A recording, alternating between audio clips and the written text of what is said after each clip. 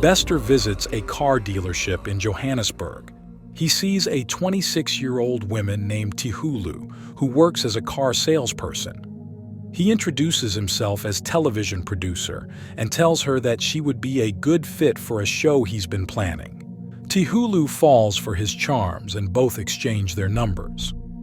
The two were residing about 250 miles apart but were regularly texting each other. Bester starts developing feelings for her and they start dating. 8 months into the relationship, Bester decides to bring her to Cape Town for a photo shoot. Bester books a room in a luxurious hotel for 2 nights. Things were going well and the two seemed to get along very well. But on 21st, the pair find themselves in very heated argument. At 2 a.m., Bester takes out a knife, stabs her in the chest and flees the spot, robbing her laptop and phone. Bester informs the hotel staff that Tihulu was sleeping and not to disturb her till 2 p.m. The hotel staff wait very patiently, but after 9 p.m., the owners of the guest house get concerned, and when they try to reach out to Tihulu, they find her lifeless body covered in blood. Bester's childhood is a bit interesting. He claims that his mother abandoned him at a very young age, which led to him being raised by his alcoholic grandma.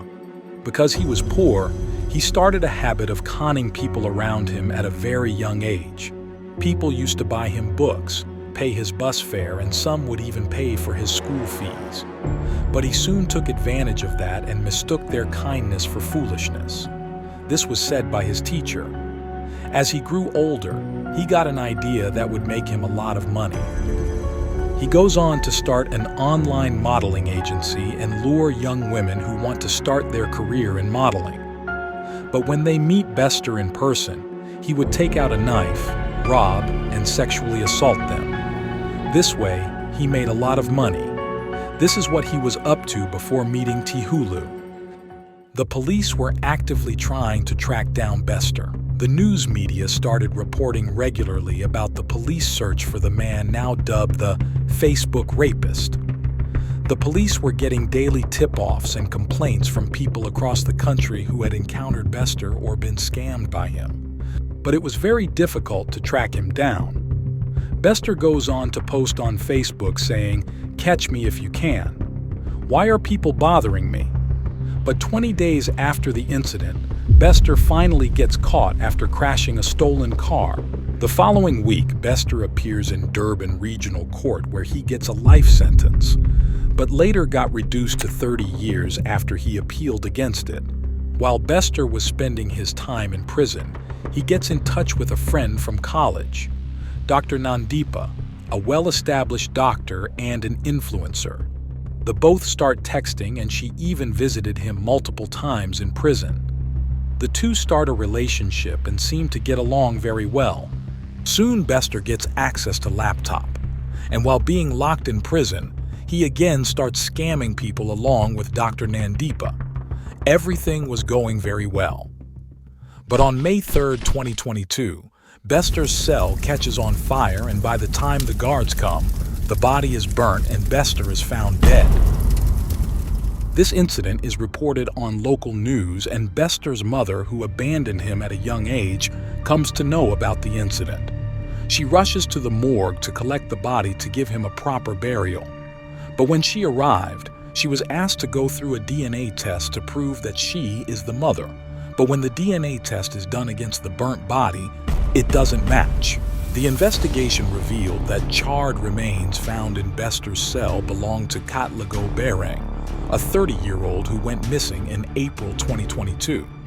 Bester and Dr. Nandipa, along with some corrupt prison guards, came up with this genius plan. They put another person's dead body to burn while Bester escaped the prison dressed up as one of the prison guards. This incident sparked suspicion among the authorities, but was not made very public.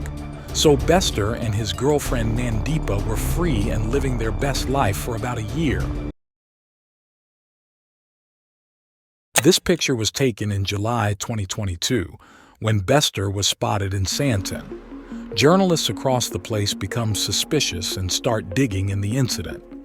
In March 2023, The story of Bester's alleged escape goes viral, which was made public by Ground Up. The news of his escape is everywhere, and even more people start coming forward to tell their story of how Bester scammed them.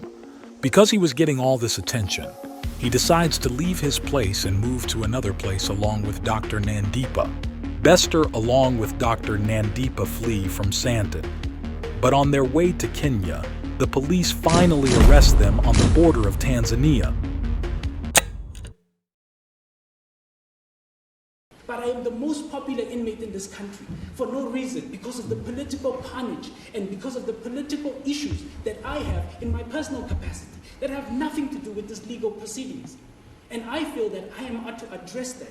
And Your Honor, with my last point, that I feel it's unfair for these people that are sitting here as my so-called accused to be in court when I know very well they have nothing to do with this. Bester says he would rather die than continue to have his rights violated.